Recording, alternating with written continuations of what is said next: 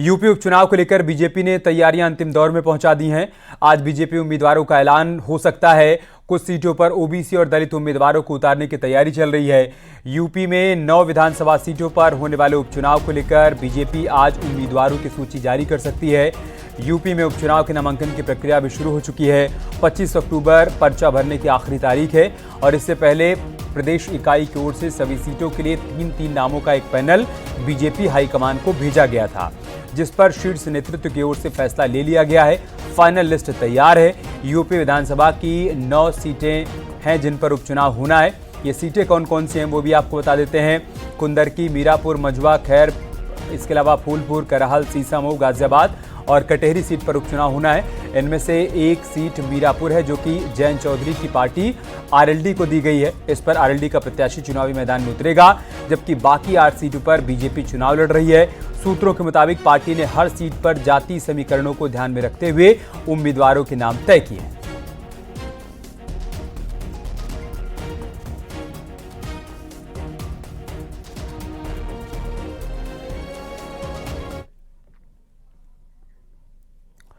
इधर केदारनाथ उपचुनाव में बीजेपी और कांग्रेस के बीच सीधी टक्कर है। ऐसे में अपनी जीत के लिए दोनों पार्टियां जबरदस्त मेहनत कर रही हैं।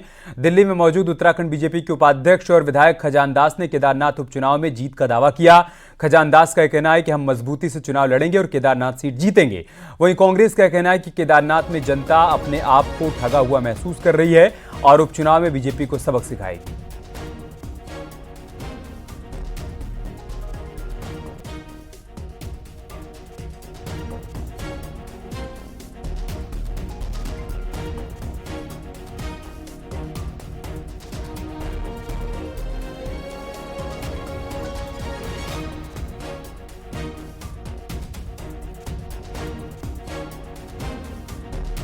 भारतीय जनता पार्टी मजबूत होकर के चुनाव लड़ती है और चुनाव हो चाहे ना हो, भारतीय जनता पार्टी का संगठन मजबूती से काम करता रहता है और अपने कार्यकर्ताओं को तीव्र धार देते रहता है। इसी के निमित्त भारतीय जनता पार्टी आगे बढ़ती है और केदारनाथ का चुनाव आने वाले समय में 20 नवंबर को जब वोटिंग होगी और 24 नवंबर को जब इसका रिजल्ट आएगा तो भारतीय जनता पार्टी के पक्ष में होगा। चारधाम यात्रा को संचालित करने में सरकार पूरी तरीके से विफल साबित हुई है।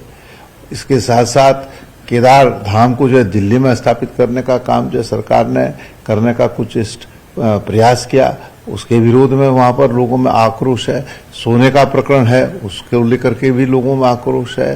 महंगाई, बेरोजगारी, भ्रष्टाचार, कानून व्यवस्था, ये तमाम मुद्दे हैं जिससे आम जन आज अपने आप को इस सरकार से ठगा हुआ महसूस कर रहा है। इन तमाम विषयों को जो हम उठाने का काम करेंगे।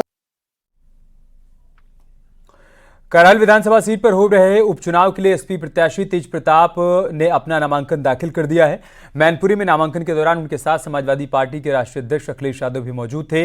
उनके अलावा शिवपाल यादव, आदित्य यादव, प्रोफेसर रामगोपाल यादव और धर्मेंद्र यादव भी मौजूद थे। तस्वीरें हम आपको तब की दिखा रहे हैं जब तेज प्रताप यादव ने अपना नॉमिनेशन फाइल किया। अखिलेश यादव की इस्तीफे के बाद करहल सीट रिक्त हुई है, जहां पर उपचुनाव हो रहा है और इसमें तेज प्रताप यादव को समाजवादी पार्टी ने अपना प्रत्याशी बनाया है। दूसरी तरफ भारतीय जनता पार्टी की तरफ से अभी प्रत्याशी के नाम का ऐलान किया नहीं गया है। 3 नामों का एक पैनल तैयार करके राष्ट्रीय नेतृत्व को भेजा गया है, उस पर चर्चा भी हो चुकी है। लिस्ट तैयार है जो कभी भी जारी की जा सकती है। लेकिन आज की तस्वीरें हम आपको दिखा रहे हैं जब तेज प्रताप यादव ने नॉमिनेशन फाइल किया और उनके साथ अखिलेश यादव, रामगोपाल यादव, शिवपाल यादव, साथ ही साथ आदित्य यादव और धर्मेंद्र यादव, यानी एक ही परिवार के सभी सदस्य मौजूद थे।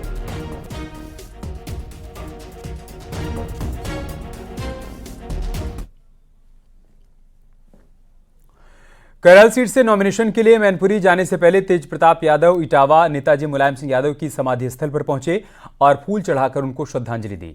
इस मौके पर तेज प्रताप यादव ने कहा कि करहल से उनके परिवार का कई पीढ़ियों से जुड़ाव है और वो शानदार तरीके से जीत हासिल करेंगे। नमन बना लिया, जो रुझान निकल के आ रहे हैं, जनता का जो मूड है वो समाजवादी पार्टी के साथ, आगे राष्ट्रीय अध्यक्ष जी के साथ में और बड़े अंतर के साथ समाजवादी पार्टी इस सीट को जीतेगी। करहल वासियों को क्या संदेश देना चाहेंगे? क्या कुछ करहल से हम लोगों का लगाव कई पीढ़ियों का है। यहाँ के लोगों से घरेलू लगाव जुड़ाव रहा और मुझे फिर से उनका सेवा करने का मौका मिले, उनका समर्थन आशीर्वाद प्राप्त हो, यही मिलेगा। इधर अखिलेश यादव ने बीजेपी पर बड़ा हमला बोला है। अखिलेश यादव ने कहा है कि बहराइच में बीजेपी ने दंगा करवाया। अखिलेश यादव ने आरोप लगाया कि बीजेपी चुनावी फायदे के लिए दंगा करवा रही है। एक तरफ जहां महंगाई और बेरोजगारी बढ़ी है तो वहीं विपक्षी दल संविधान बचाने के लिए लड़ाई लड़ रहे हैं।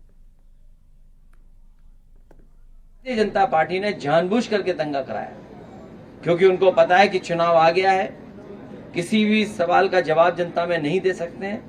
इसीलिए राजनीतिक लाभ लेने के लिए जानबूझ करके भारतीय जनता पार्टी ने दंगा कराया है। और जीरो टॉलरेंस की अगर बात थी तो आखिरकार पर्याप्त पुलिस क्यों नहीं थी, पर्याप्त प्रशासन का इंतजाम क्यों नहीं था, और जो जानकारी में था प्रशासन को उसके बावजूद भी नहीं किया कुछ भी। मुझे उम्मीद है कि न्यायालय से न्याय मिलेगा।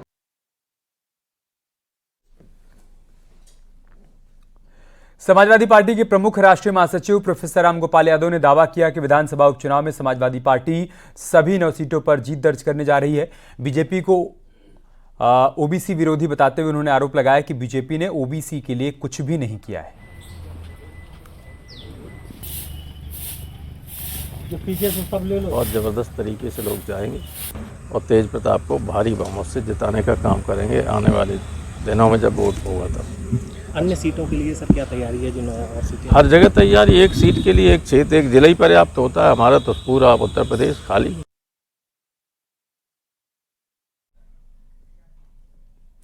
इधर डिप्टी सीएम केशव प्रसाद मौर्य ने राहुल गांधी और अखिलेश यादव पर निशाना साधा। उन्होंने कहा कि संविधान के खिलाफ झूठ फैलाने वाले विपक्ष के झूठ की कलई खुल चुकी है।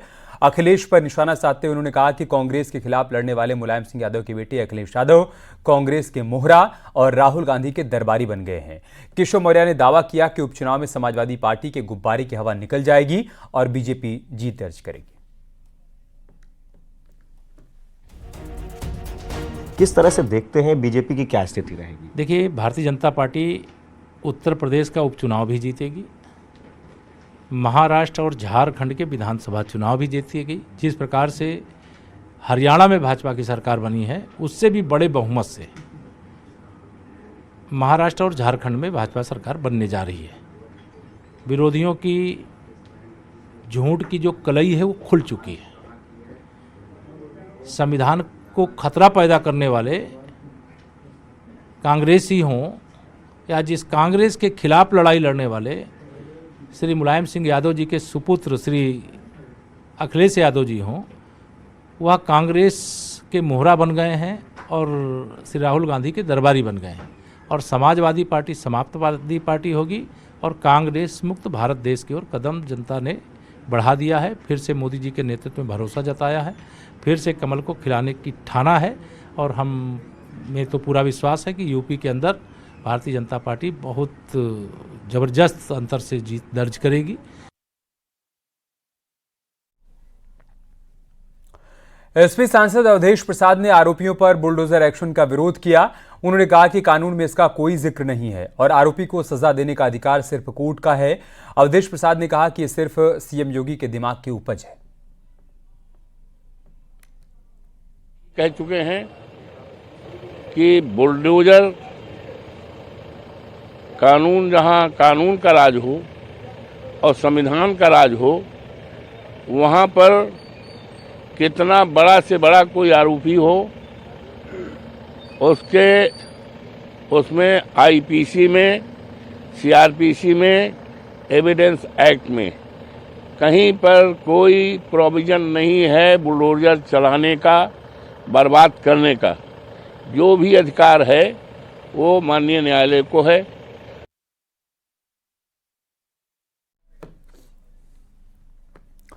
बहराइच में हुए बवाल को 7 दिन बीत चुके हैं, लेकिन हालात अभी भी सामान्य नहीं हो पाए हैं। महाराजगंज बाजार में अभी भी दुकानें बंद हैं। लोग डर की वजह से दुकानें खोल नहीं रहे हैं। अभी भी पुलिस बल की तैनाती है। अधिकारी मौके पर कैंप कर रहे हैं। न्यूज़ 18 संवाददाता अखिलेश कुमार की ग्राउंड रिपोर्ट आपको दिखाते हैं। जनपद बहराइच में 13 अक्टूबर को हिंसा हुई थी। मूर्ति विसर्जन के दौरान 2 संप्रदायों में बवाल हुआ था। गोलीकांड में एक युवक की मौत हुई थी। हम इस वक्त उसी बाजार में मौजूद हैं और हिंसा के 7 दिन बाद अब बाजार की स्थितियां देख सकते हैं। यहां पे दुकानें बंद हैं, हालांकि आवागमन शुरू कर दिया गया है। पुलिस बल अभी भी तैनात है। हिंसा के तुरंत बाद इस बाज़ार को छावनी में तब्दील कर दिया गया था, लेकिन उसके बावजूद भी लोग अभी भी दुकान नहीं खोल रहे हैं, लोग घर में हैं। और आप मेरे पीछे देख सकते हैं कि ये फायर सर्विस की गाड़ी भी तैनात है। अभी बता दूं यहाँ पे कई ज़िले के जो एडिशनल एसपी हैं, सीओ हैं और फोर्स है वो भी तैनात है। तो तस्वीरें ये बयां करती हैं कि बहराइच के महाराजगंज बाज़ार में जहां हिंसा हुई थी वहां की स्थितियां क्या हैं। अखिलेश कुमार, न्यूज़ 18, बहराइच। मुजफ्फरनगर के बुढ़ाना में धार्मिक पोस्ट को लेकर हंगामे पर सियासी रंग चढ़ गया।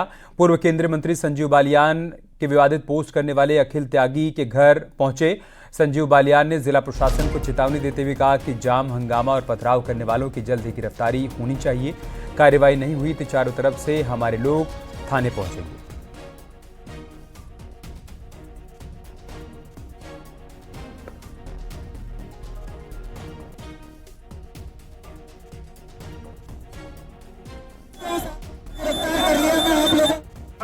पर हम चाहते हैं जिसने गलती करी वो भुगते, कार्रवाई और नजीर बने कि इस जिले को भीड़ के सहारे नहीं चला सकते।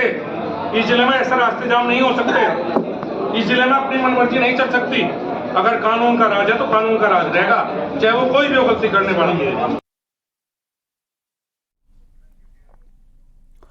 रामगोपाल यादव ने सीजेआई पर विवादित टिप्पणी की है। सीजेआई के खिलाफ अभद्र भाषा का इस्तेमाल किया है। दरअसल हाल ही में सीजेआई डीवाई चंद्रचूड़ ने राम मंदिर पर दिए गए फैसले को लेकर बयान दिया था। उन्होंने कहा था कि अगर आस्था हो तो ईश्वर कोई भी रास्ता निकाल देते हैं। राम जन्मभूमि केस के समाधान के लिए मैंने भी ईश्वर से प्रार्थना की थी और इसी को लेकर रामगोपाल यादव ने विवादित टिप्पणी की थी। लीव्स फुटप्रिंट बाबरी मस्जिद के निर्णय चल रहा था, उसको लेकर चंद्रचूड़ ने कहा कि हम आस्था दिखा रहे थे और भगवान से प्रार्थना किए थे, जिसके बाद ये निर्णय ले पाए। कैसे सोचते हैं? हमें उस पर कोई कमेंट नहीं करा। ये छोड़ो कमेंट। जो जब भूतों को जिंदा करते हो, मुर्दों को, तो भूत बन जाते हो, जब के पीछे पड़ जाते। ऐसे don't talk these problems now. दे आपको दे कौन प्रॉब्लम, सब कहाँ है वो? अब तो अपनी बाबरी मस्जिद और ये मंदिर दिख रहा है। सब रविवार की बात है। छोड़ा यार, वो तो जो तमाम इसी तरह की बातें कहते रहते हैं। तो क्या should I take notice of them? Ramgopal Yadav के बयान पर अखिलेश यादव ने सफाई दी है। अखिलेश यादव ने कहा है कि हमें रामगोपाल यादव के बयान की जानकारी नहीं है, लेकिन हम सीजेआई का सम्मान करते हैं। नहीं, मेरी जानकारी में नहीं है। सुप्रीम कोर्ट के सीजेआई साहब का सब सम्मान करते हैं और हम तो बहुत सम्मान करते हैं, बहुत सम्मान करते हैं।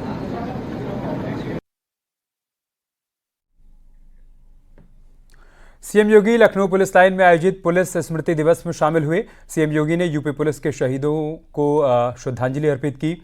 इस मौके पर यूपी पुलिस के कामकाज की तारीफ की। उन्होंने कहा कि हमारे बहादुर जवानों ने प्रदेश की शांति व्यवस्था के लिए काफ़ी बेहतर योगदान दिया है। सीएम योगी ने पुलिस वर्दी भत्ता बढ़ाए जाने की घोषणा की। वर्दी भत्ते में आने वाले कुल खर्चे में 70% की बढ़ोतरी की गई है। सीएम योगी ने बहुमंजिला आवास और प्रशासनिक भवन के रखरखाव के लिए 1380 करोड़ रुपए दिए हैं।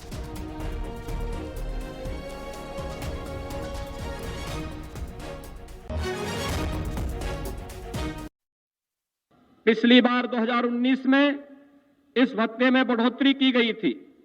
वर्तमान प्रवेश में वर्दी की खरीद और रखरखाव में आ रहे खर्च को ध्यान में रखते हुए प्रस्ताव के अनुसार उसमें बढ़ोतरी किए जाने की घोषणा की जाती है।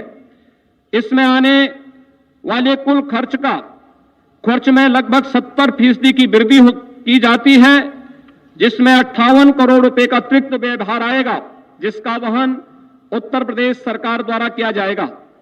2019 से पुलिस के लिए बहुमंजिले आवासीय और प्रशासनिक भवन बनाए जा रहे हैं। अभी इनकी संख्या 200 से अधिक हो चुकी है और आगे और भी निर्माण के लिए प्रस्तावित हैं।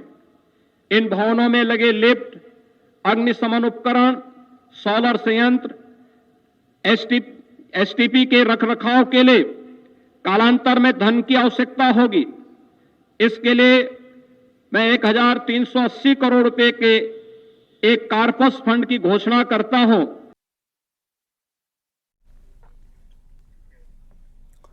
उपचुनाव के घमासान के बीच यूपी में एक बार फिर से कांग्रेस और समाजवादी पार्टी में सीटों पर घमासान दिखाई दे रहा है।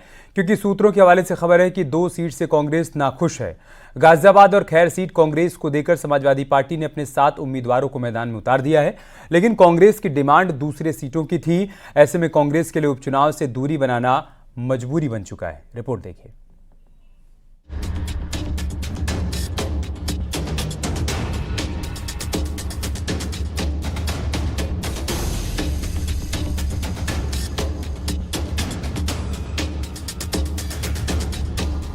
उपचुनाव का सियासी घमासान जारी है। नामांकन चल रहा है और प्रत्याशी पर्चा भी खरीद रहे हैं, लेकिन समाजवादी पार्टी और कांग्रेस के बीच गठबंधन में हरियाणा चुनाव से जो दरार पैदा हुई, शायद वो भर नहीं पा रही है। ये इसलिए क्योंकि जो 2 सीट समाजवादी पार्टी ने कांग्रेस को दी, कांग्रेस उस पर उतरने को तैयार नहीं हो रही। सूत्र बता रहे हैं कि सिर्फ 2 सीट देने से नाराज कांग्रेस ने उपचुनाव लड़ने से ही किनारा कर लिया है। दरअसल कांग्रेस और सपा गठबंधन में है। ऐसे में समाजवादी पार्टी ने 2 सीटें कांग्रेस को दी हैं। इसमें गाजियाबाद और खैर की विधानसभा सीट है। अब कांग्रेस सूत्रों की माने तो कांग्रेस गाजियाबाद और खैर से चुनाव नहीं लड़ना चाहती है। कांग्रेस पार्टी मीरापुर सीट चाहती थी और समाजवादी पार्टी की हारी हुई सीटें खुद उन पर चुनाव लड़ना चाहती थी। तो ऐसे में एक बार फिर सपा और कांग्रेस में सीटों को लेकर पेच फंसा है। जो सीटें गाजियाबाद और खैर की समाजवादी पार्टी ने कांग्रेस को दी हैं, अब कांग्रेस नेतृत्व उन सीटों पर लड़ने को राजी नहीं है, ऐसा सूत्रों की माने तो। कांग्रेस के लिए छोड़ी खैर और गाजियाबाद सीट के बाद समाजवादी पार्टी ने सभी सीटों पर उम्मीदवारों का ऐलान कर दिया है। हालांकि अभी इस बात की कांग्रेस ने पुष्टि नहीं की है, लेकिन कांग्रेस के नेता इस पर कुछ बोल भी नहीं रहे, क्योंकि अजय राय का कहना है कि सीट देना लेना केंद्रीय नेतृत्व का काम है। हम संगठन मजबूत कर रहे हैं। चुनाव को लेकर के समाजवादी पार्टी ने पहले यूपी में 7 सीटों पर घोषणा की, अब महाराष्ट्र में 12 सीटों पर। देखिए, वो राष्ट्रीय नेतृत्व तय कर रहा है कितनी सीटें कहाँ देनी है, क्या है। राष्ट्रीय नेतृत्व तय कर रहा है। हम लोग पूरी ताकत के साथ संगठन को मजबूत करने पर, उस पर काम करने के लिए कर रहे हैं। सपा और कांग्रेस के बीच चल रहे गुप्त द्वंद्व के बीच बीजेपी सभी सीटों पर जीत का दावा कर रही है।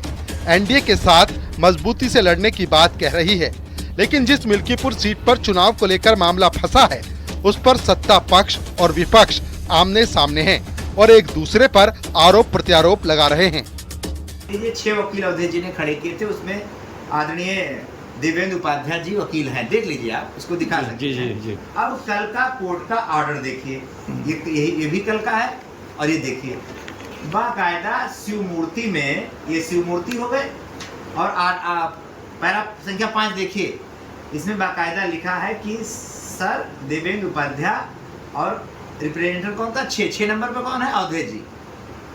कल की डेट में इसमें वकालतनामा लगा, इस बात के लिए लगा कि मिल्कीपुर का चुनाव टल जाए।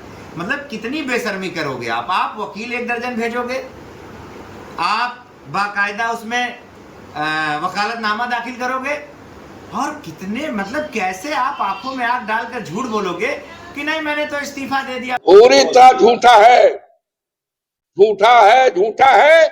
इस तरह से हमारे वकील ने, किसी ने न तो वकील हमने किया, न वकील खड़ा किया, जो कहते दर्जनों वकील खड़ा किया। मैं हूँ क्या? जब हमारा इस्तीफा हो गया, हम सांसद हो गए, तो हम तो साधारण जैसे आप हो वैसे हम हो गए एमएलए के रूप में। हम एमएलए वहाँ है नहीं, हमारा वकील कैसे खड़ा हम कर पाएंगे, नया वकील कैसे हम तैनात कर पाएंगे। उपचुनाव के संग्राम में बीजेपी और समाजवादी पार्टी आमने सामने दिख रही है, लेकिन उपचुनाव में ताबड़तोड़ रैलियों की कमान सीएम योगी खुद संभाल रहे हैं। हर सीट पर सीएम योगी 2-2 रैलियां करेंगे, यानी उपचुनाव में सीएम योगी की 18 रैलियां होंगी। इसके अलावा डिप्टी सीएम और बीजेपी प्रदेश अध्यक्ष के साथ साथ बीजेपी हिंदुत्व के एजेंडे के साथ चुनावी मैदान में उतरने की फुल प्रूफ तैयारी में है। Bureau report, news 18।